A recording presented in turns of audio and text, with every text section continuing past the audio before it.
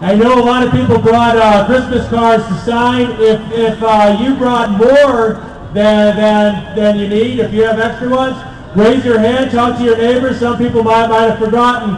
At the end of today, we'll collect those and maybe we'll have a little parade down a couple blocks down to the post office and drop them off and make sure that Congress gets back to work this week with a message from us.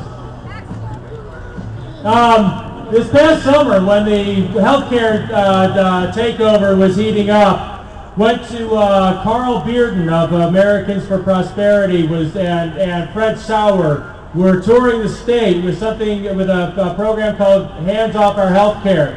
I went to the one in Clayton and heard Stephanie Rubach speak. She's a healthcare professional and a conservative activist. She's become quite the star in St. Louis and all around over the summer, and she's reminding us of what we have in America, and that's the best healthcare system on earth.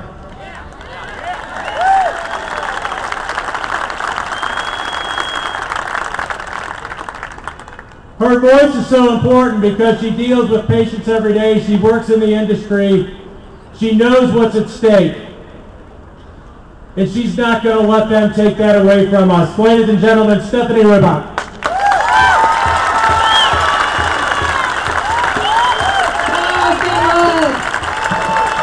The land of the free and the home of the brave.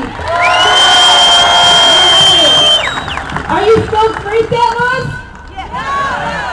Do you still have the courage that it requires to maintain your freedom? That same question has been handed to us down through history to every generation of Americans. Even today, that same question is being put to you. It's being put to me. And it's being put to every American as we watch right now while the same people who got us into this mess tell us that we should give them more power and more control until they have utterly destroyed our sovereignty and that they will get us out of it. No. But we are making certain and we're making it known that we care enough about our future, about our country, to take action. And that's why we are here today.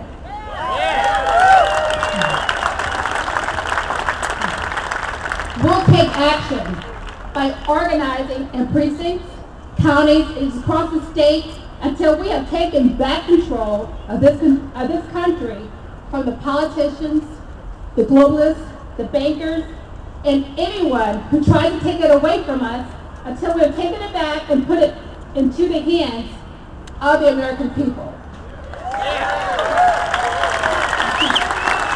Thank you. We keep reading the same old statistics about the poor quality of health care in the United States.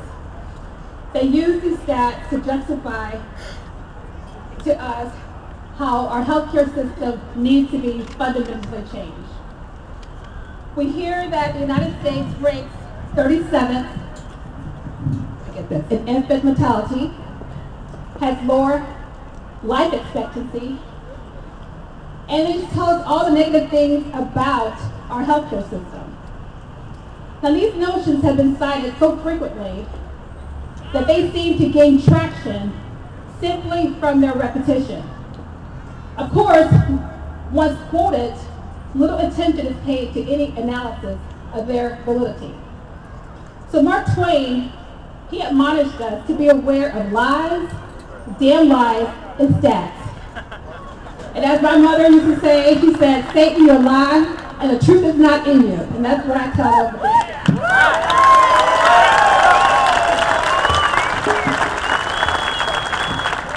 Of course, there's no doubt that our healthcare system, we do need some change.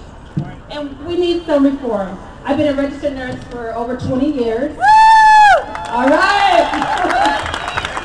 But the question is, which way should we take to this healthcare reform?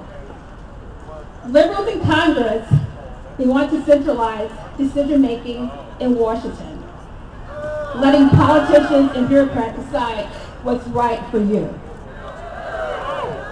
They want to create a one-size-fits-all healthcare system and micromanage our care. No. So we asked them, wait a minute, just take a step-by-step approach to fix what is clearly broken. For doctors and patients alike, it would just be implementing changes to financing and delivery that will put the country on a path to expanded coverage, higher quality care, and greater innovation. And that's what we need. It should tackle the issues that drive healthcare costs up, and it should empower individuals and families to control their healthcare. All right.